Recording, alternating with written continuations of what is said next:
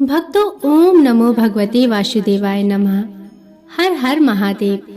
राधे राधे। आप सभी का भारतीय वंदनी चैनल में स्वागत है। भक्तों, करवा चौथ व्रत कार्तिक मास में कृष्ण पक्ष की चतुर्थी को परंपरागत ढंग से प्रायः सधवा स्त्रियों द्वारा किया जाता है। सुहागिन माताओं बहनों का यह एक प्रमुख व्रत है जो वर्ष में उनके लिए एक विशेष त्योहार की भांति आता है। गरीब, अमीर, सभी जाति वर्ग और हर आयु की नववधु से लेकर वृद्धा सधवाएं तक यह व्रत करके अपने अपने पतियों के अच्छे स्वास्थ्य एवं दीर्घायु की कामनाएं करती हैं। इस व्रत उपवास में फलाहार नहीं लिया जाता है। निर्जला व्रत रखकर रात्रि में चंद्रोदय होने पर चंद्र दर्शन कर अर्घ देने और पूजा करने के बाद ही पूरी पकवानों से व्रत का पारण किया जाता है। इस दिन सुहागिन माताएं बहनें चंद्रमा के उदय होने की अत्यंत उत्कंठा से प्रतीक्षा करती हैं, जो कि इस दिन और भी विलंब से उदय होता है। इस व्रत में धातु या मिट्टी के करवा से उदय होने पर चंद्र को अर्घ्य दिया जाता है। चीनी के करवा विशेष रूप से इन दिनों बाजार में बने मिलते हैं। ये खांड के बने करवा किसी धातु के बने करवा के साथ बहुओं के पीहर से ससुराल में मिठाई, फल, वस्त्र आदि के साथ भेजे जाते हैं। इसलिए इस व्रत का नाम करवा चौथ कहा जाता है। भक्तों, मान्यता है कि कोई भी व्रत तब तक पूरा नहीं होता जब तक उस व्रत की व्रत कथा न सुनी जाए। अतः मैं आज आप सभी को पति की लंबी आयु और सौभाग्य प्रदान करने वाले इस व्रत कथा का रसपान कराने जा रही हूँ।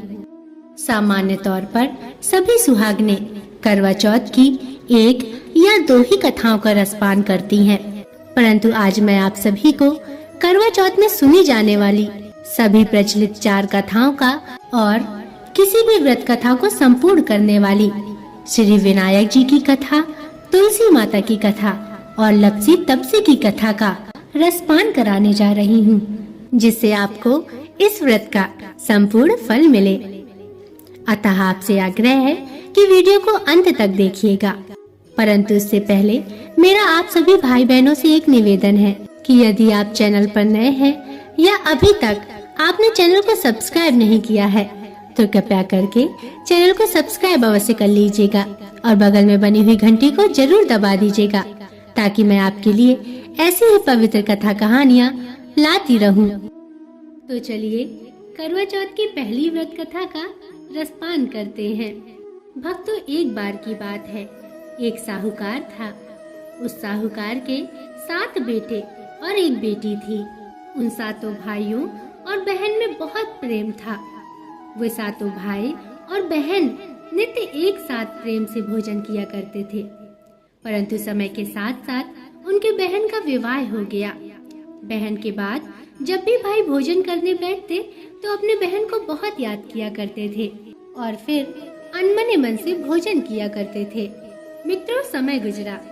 कार्तिक से पहले बेटी विदा होकर घर आई तो उनके घर में खुशियां ही खुशियां छा गईं। अब भाई और बहन फिर से मिल बैठकर भोजन करने लगे। कार्तिक कृष्ण पक्ष में करवा चौथ का व्रत किया जाता है। साहूकार के घर में भी लड़कों की बहुएं, माँ और बहन सभी ने व्रत रखा था। शाम को 7 भाई भोजन करने बैठे तो उन्होंने अपनी बहन को भी भोजन करने के लिए कहा। तो बहन बोली, भैया, आज तो मैं चंद्रमा निकलने पर अर्घ्य देकर ही भोजन करूंगी। यह सुनकर भाई चुप होकर भोजन करने को तैयार हो गए, पर सबसे छोटा भाई अपनी बहन से बहुत प्यार करता था। उसने सोचा कि बहन चंद्र के निकलने तक कैसे भूखी रह सकेगी। यह सब सोचकर उसने अपने भाइयों से सलाह की और एक वृक्ष के सहारे सीढ़ी लगाई और चलने के पीछे दीपक रखकर उसके प्रकाश को चंद्रमा बता दिया और भोली बहन को कहा कि बहन, चंद्रमा निकल आया है, तू अर्घ्य दे ले। भाइयों के कहने पर बहन ने उस चलनी और दीपक से बने चंद्रमा को असली चंद्रमा मानते हुए अर्घ्य दे दिया। इस तरह भाइयों ने बहन से अर्घ्य दिलाकर भोजन करने को कहा। बहन ने अपने भाभियों से भी भोजन करने को कहा, किंतु उन्होंने भाइयों के द्वारा छल किया जाना बताकर अपनी ननंद को भी भोजन करने को मना किया। फिर भी भोली बहन ने भाइयों के बहकावे में आकर भोजन कर लिया।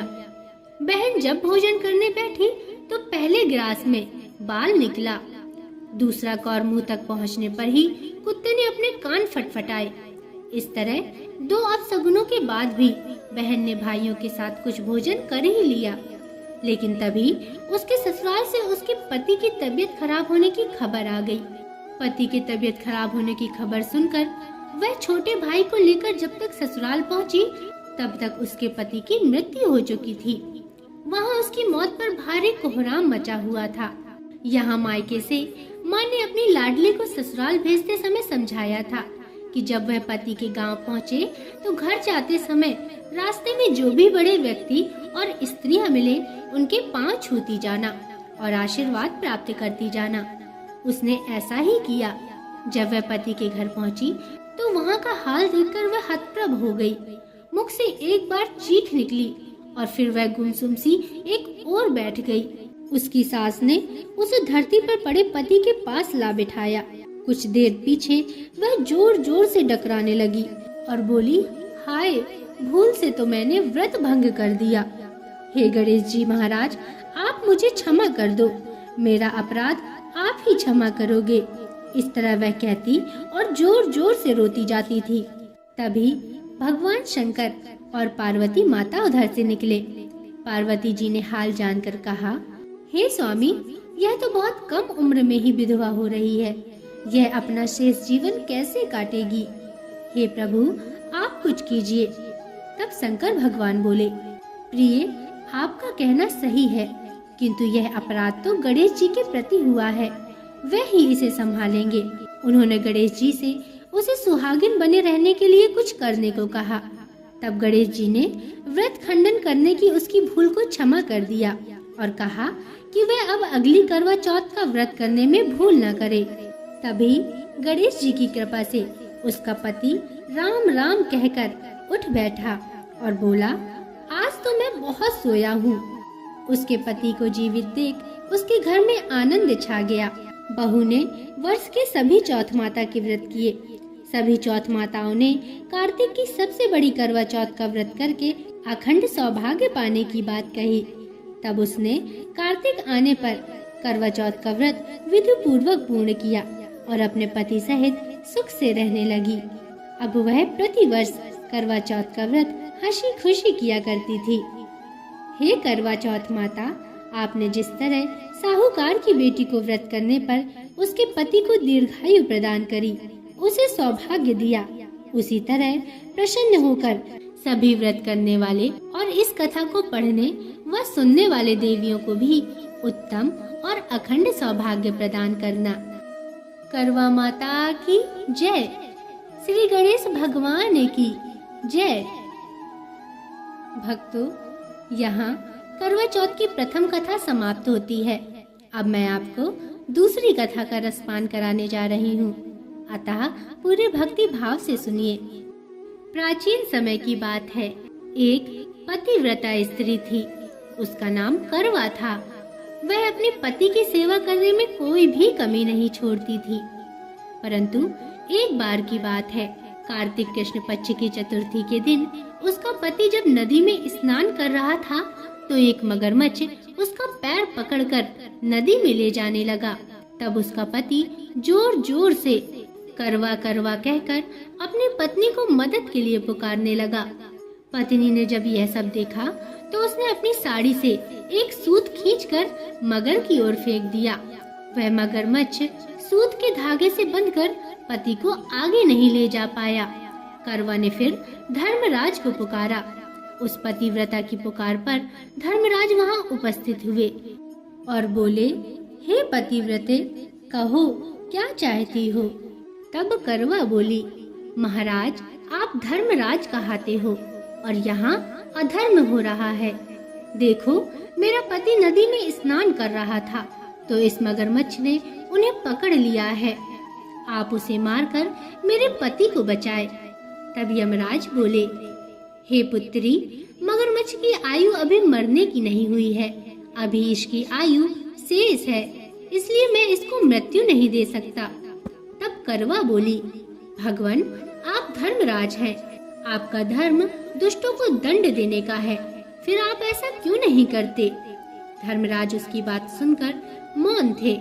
तब करवा क्रोध में बोली, ठीक है, अब मैं ही मगरमच्छ को नदी सहित नष्ट कर देती हूँ। ऐसा सुनकर यमराज बोले, हे पतिव्रते, ऐसा मत करो, नदी के नष्ट होने से तो सभी प्राणी दुखी हो जाएंगे। ऐसा कहकर उन्होंने उसके पति को छुड़ाकर मगर को सीधा यमपुरी भेज दिया और कहा, देवी, आज कार्तिक कृष्ण पक्ष की चतुर्थी है, श्री गणेश जी की पूजा का दिन है। तुम्हारे करवा नाम से यह गणेश चतुर्थी प्रसिद्ध होगी। इस दिन जो सुहागने अपने पति की दीर्घायु के लिए चंद्रोदय होने पर अर्घ देकर पूजा करेंगी, उनकी इस व्रत के प्रभाव से समस्त मनोकामनाएं पूर्ण होंगी। आज तुम्हारा पतिव्रत धर्म भी धन्य हुआ, जो तुमने अपने पति के प्राण बचाए। उसी समय से करवा चौथ व्रत पतिव्रताओं में प्रसिद्ध हुआ। हे चौथ माता, जैसा पुण्य फल पतिव्रता करवा को आपने अपनी कृपा से प्रदान किया, उसी तरह समस्त पतिव्रताओं को उनके करवा चौथ व्रत का फल प्रदान करें। उनके पतियों को दीर्घायु एवं सुख प्राप्त कराएं। करवा माता की जय। श्री गणेश भगवान की जय। भक्तों, यह थी करवा चौथ की दूसरी कहानी। अब मैं आपको करवा चौथ की तीसरी कथा सुनाने जा रही हूँ, अतः पूरे भक्ति भाव से सुनिए।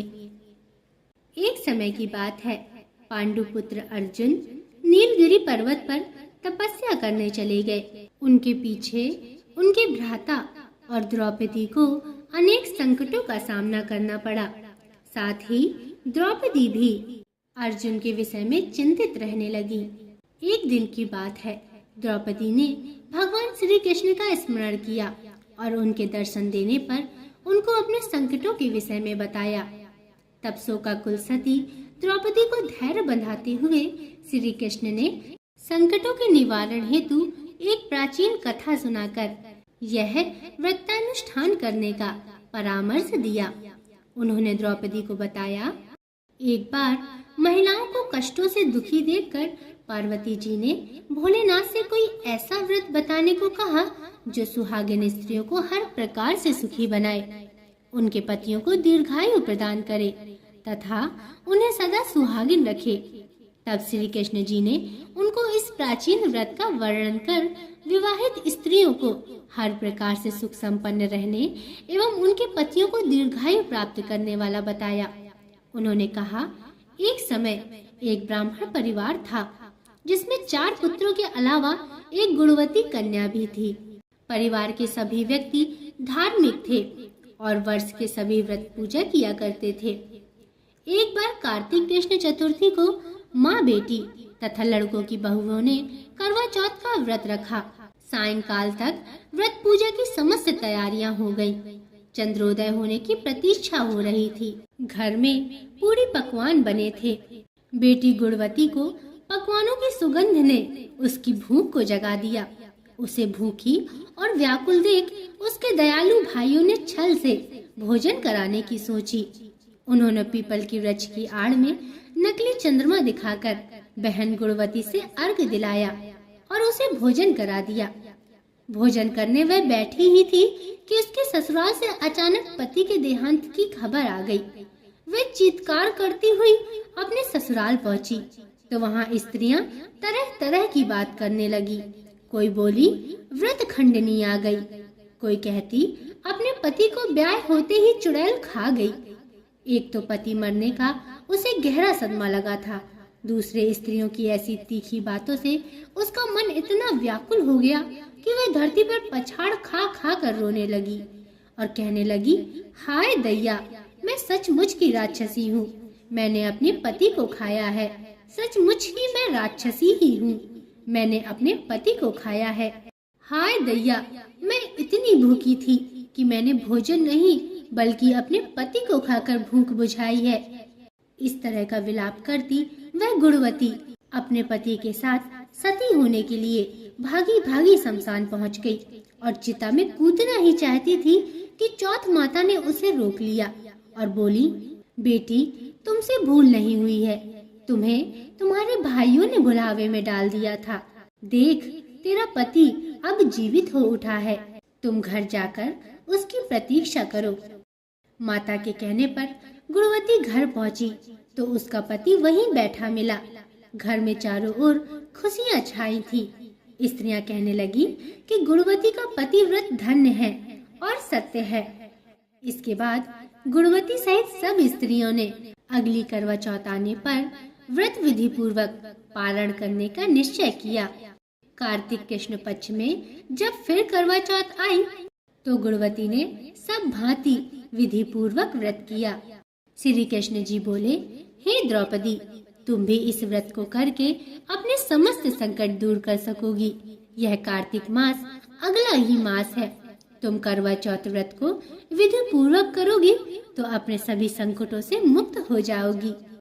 हे चौथ माता, जैसी कृपा आपने गुणवती पर करी, ऐसी इस कथा को कहने वाले, सुनने वाले और हुंकार भरने वाले सभी पर करना।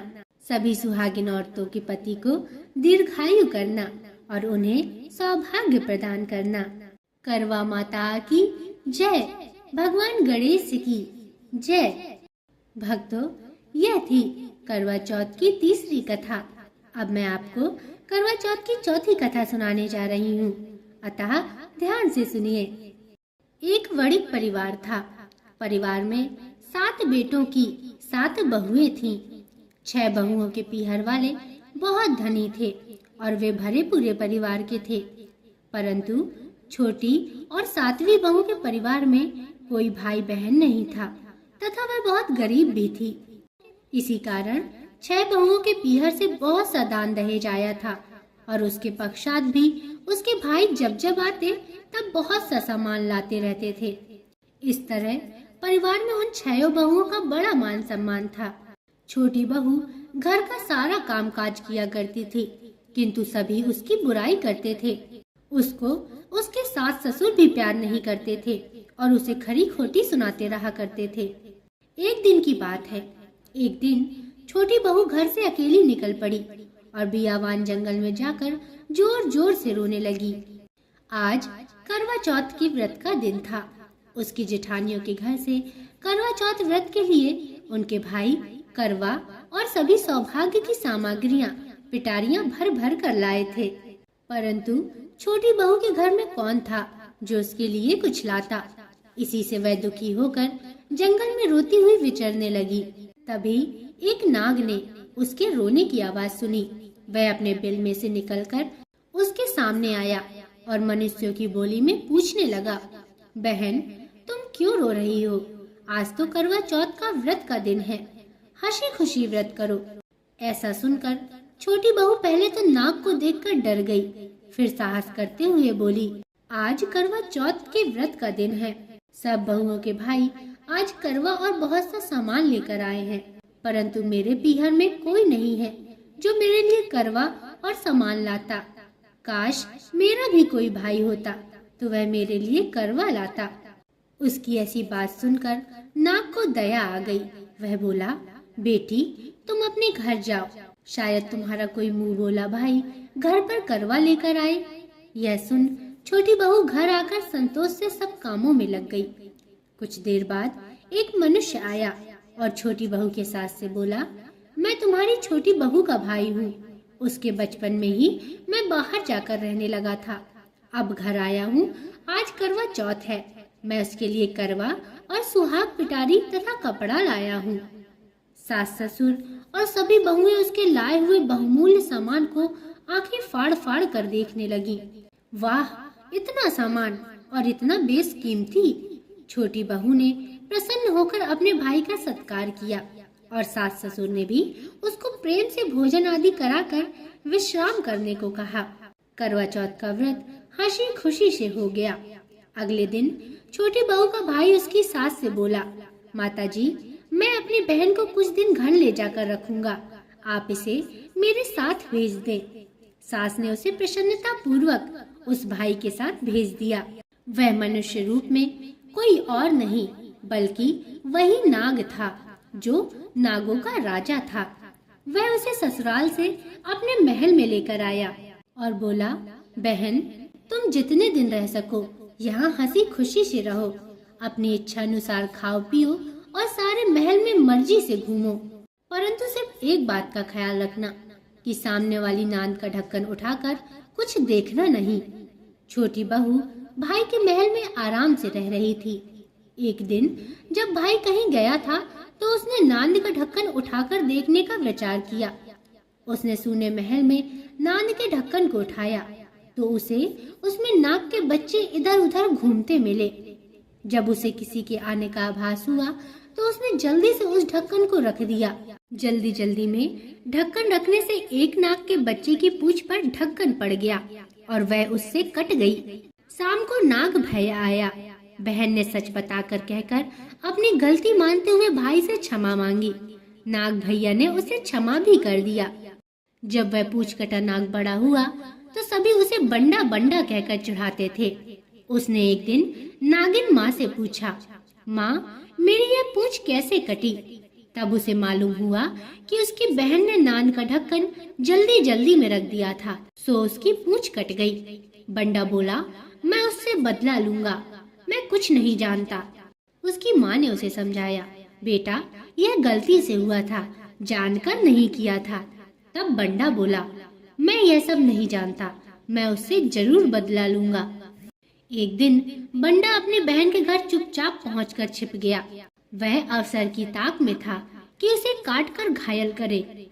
कमरे में जहां बंडा छिपा था और छोटी बहू बैठी थी, वहीं उसकी सास आई और बातों ही बातों में उसने बहू से पूछा, बहू, तुझे सबसे प्यारा भाई कौन लगता है? बहू ने तुरंत प्रसन्न होकर कहा, माताजी, मुझे तो बंडा भैया सबसे प्यारा लगता है। बंडा यह बात सुन रहा था। वह सोचने लगा, मुझे धिक्कार है जो मैं अपनी बहन को जानबूझकर काटने आ गया हूँ। वह वहाँ से चुपचाप लौटने लगा। तभी उसे याद आया कि कल करवा चौथ का व्रत होने वाला है।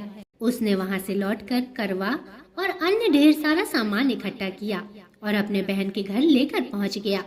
बहन और उसकी सास ने उसका बहुत प्यार से स्वागत सत्कार किया। जब वह अपने घर पहुँचा तो माँ ने पूछा, क्या तुमने अपनी बहन से बदला ले लिया? तब बंडा बोला, माँ, वह तो मुझे सबसे ज्यादा प्यार करती है, ऐसी बहन से कोई बदला लिया जाता है क्या?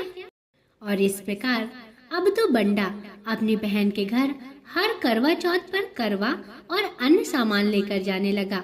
सब लोग भाई बहन के प्यार से बहुत खुश थे।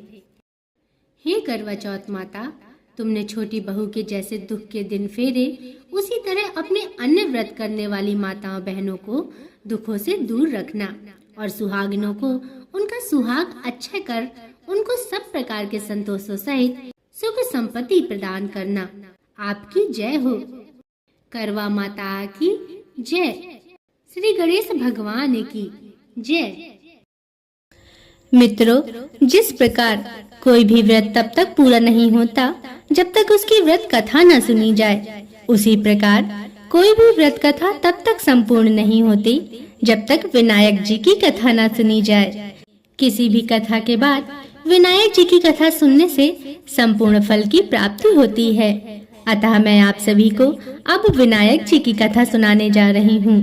ध्यान से सुनिए। मित्रों, एक गांव की बात है।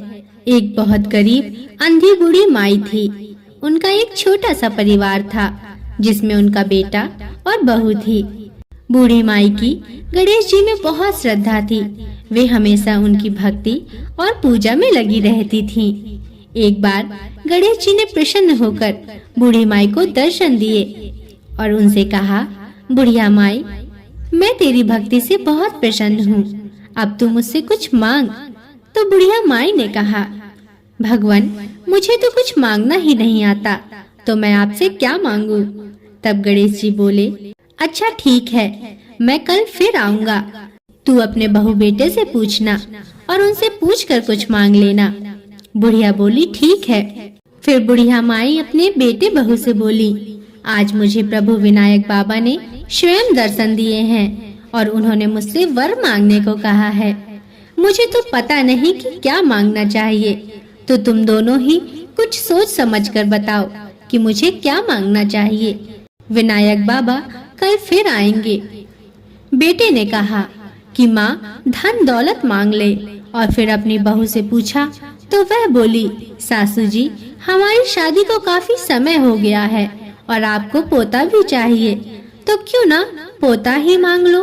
तो बुढ़िया माई ने सोचा कि यह दोनों तो अपने मतलब की चीज मांग रहे हैं, तो क्यों ना मैं अपनी प्यारी सहेली से पूछती हूँ, वो सही सलाह देगी।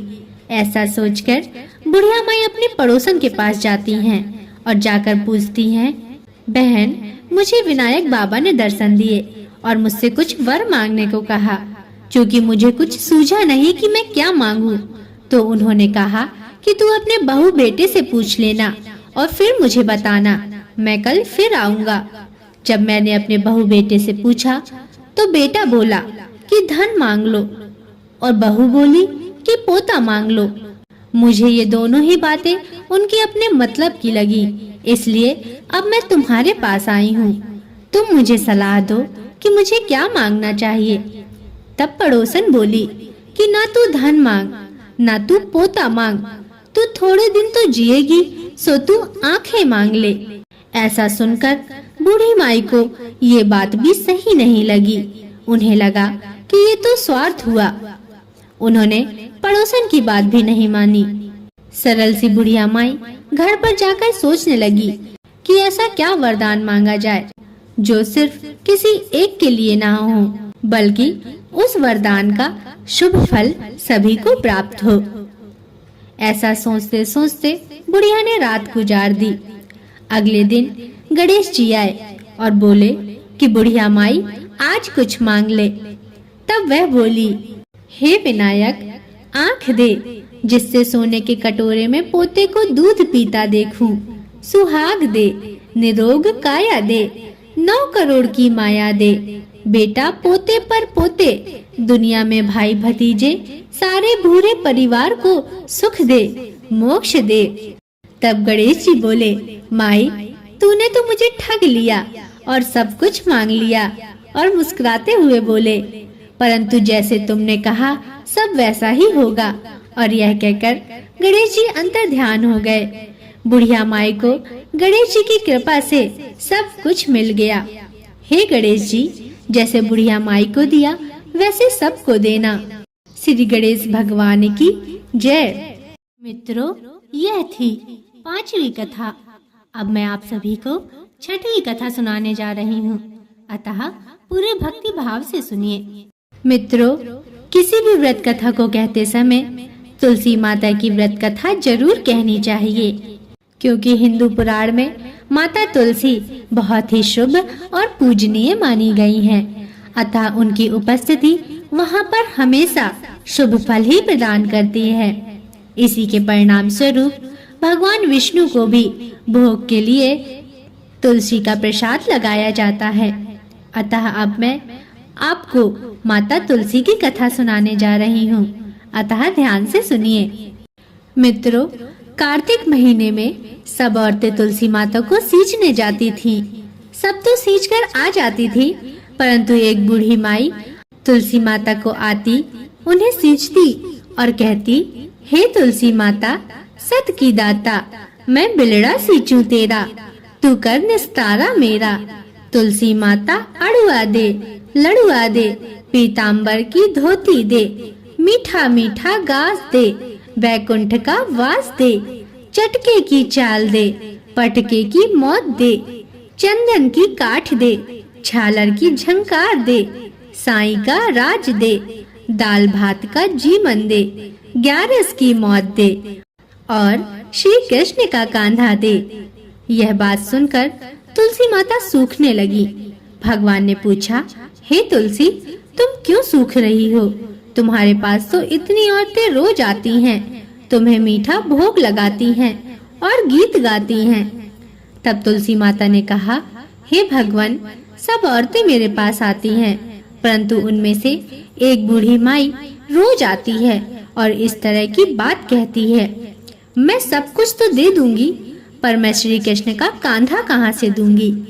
तब भगवान बोले, हे तुलसी, तुम चिंता मत करो, वह मरेगी तो मैं उसे स्वयं कान्हा देने जाऊंगा। कुछ समय पश्चात बूढ़ी माई का देहांत हो गया।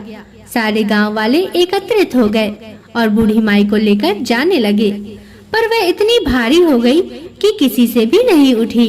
सबने कहा, इतना पूजा पाठ करती थी, पाप नष्ट होने की माला फेरती थी, फिर भी इतनी भारी कैसे हो गई। तब वहाँ बूढ़े ब्राह्मण के रूप में भगवान आए और वहाँ खड़े लोगों से उन्होंने पूछा, भाई ये भीड़ कैसी है। तब वहाँ खड़े लोग बोले, ये बूढ़ी माई मर गई हैं, पापिन थी इसलिए भारी हो गई है, किसी से भी नहीं उठ रही है। तब भगवान ने कहा, मुझे इसके कान में एक बात कहने दो तो शायद ये उठ जाए। भगवान ने बूढ़ी माई के पास जाकर कान में कहा, बूढ़ी माई, मन की निकाल ले, अड़ुआ ले, गड़ुआ ले, पीताम्बर की धोती ले, मीठा मीठा ग्रास ले, बैकुंठ का वास ले, चटक की चाल ले, चंदन की काठ ले, झालर की झंकार ले, दाल भात का जीमन ले और श्री कृष्ण का कांधा भी ले। इतना सुनना था कि बुढ़िया हल्की हो गई। भगवान अपने कंधे पर ले गए और बुढ़िया को मुक्ति मिल गई। हे तुलसी माता, जैसी मुक्ति बूढ़ी माई की करी वैसी हमारी भी करना, और जैसे उसको कांधा मिला वैसा सभी को देना। जय तुलसी माता की। मित्रों, यह थी 6वीं कथा। अब मैं आपको 7वीं कथा सुनाने जा रही हूँ, अतः ध्यान से सुनिए। मित्रों, एक लपसी था और एक तपसी था।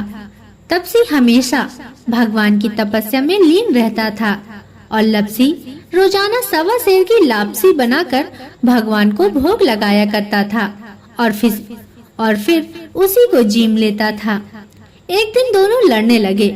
तपसी बोला, मैं रोज भगवान की तपस्या करता हूँ, इसलिए मैं बड़ा हूँ। लपसी बोला, मैं रोज भगवान को 1.25 सेर का लापसी का भोग लगाता हूँ, इसलिए मैं बड़ा हूँ। उसी समय नारद जी वहाँ से गुजर रहे थे। दोनों को लड़ता देखकर उनसे पूछा कि तुम क्यों लड़ रहे हो।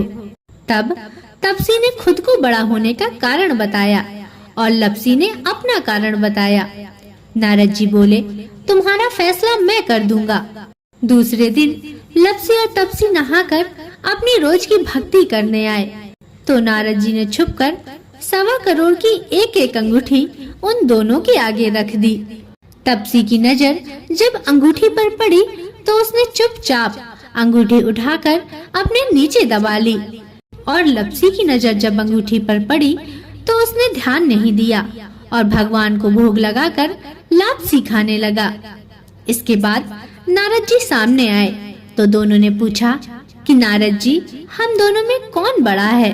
तब नारद जी ने तपसी से खड़ा होने को कहा। वो खड़ा हुआ तो उसके नीचे दबी हुई अंगूठी दिखाई पड़ी। नारद जी ने तपसी से कहा, तपस्या करने के बाद भी तुम्हारी चोरी करने की आदत नहीं गई, इसलिए लपसी बड़ा है और तुम्हें तुम्हारी तपस्या का कोई भी फल नहीं मिलेगा। तपसी बहुत शर्मिंदा हुआ और शर्मिंदा होकर माफी मांगने लगा। उसने नारद जी से पूछा, हे नारद जी, मुझे मेरी तपस्या का फल कैसे मिलेगा। तब नारद जी ने कहा, यदि कोई गाय और कुत्ते की रोटी नहीं बनाएगा तो फल तुझे मिलेगा। यदि कोई ब्राह्मण को भोजन करवाकर दक्षिणा नहीं देगा तो फल तुझे मिलेगा, और यदि कोई साड़ी के साथ ब्लाउज नहीं देगा तो फल तुझे मिलेगा, और कोई यदि दिए से दिया जलाएगा तो फल तुझे मिलेगा, और यदि कोई सारी कहानी सुन ले लेकिन तुम्हारी कथा नहीं सुनेगा तो फल तुझे मिलेगा। मित्रों, उसी दिन से हर व्रत कथा कहानी के साथ लपसी तपसी की कहानी भी सुनी और कही जाती है। अतः लपसी तपसी की कहानी के साथ व्रत कथा का संपूर्ण फल प्राप्त होता है। मित्रों, यह थी करवा चौथ की संपूर्ण 7 कथाएं। आशा करती हूँ कि आपको कथाएं पसंद आई होंगी। सामान्य तौर पर ये सभी कथाएं एक साथ सुनने को नहीं मिलती। अगर आपको मेरा यह प्रयास अच्छा लगा हो तो कृपया करके चैनल को सब्सक्राइब अवश्य करिएगा और वीडियो को लाइक जरूर करिएगा और कमेंट में हमें बताइएगा कि आपको कथाएं कैसी लगी और कमेंट में जरूर लिखिएगा करवा चौथ माता की जय, श्री गणेश भगवान की जय। अब अगले वीडियो तक के लिए नमस्कार।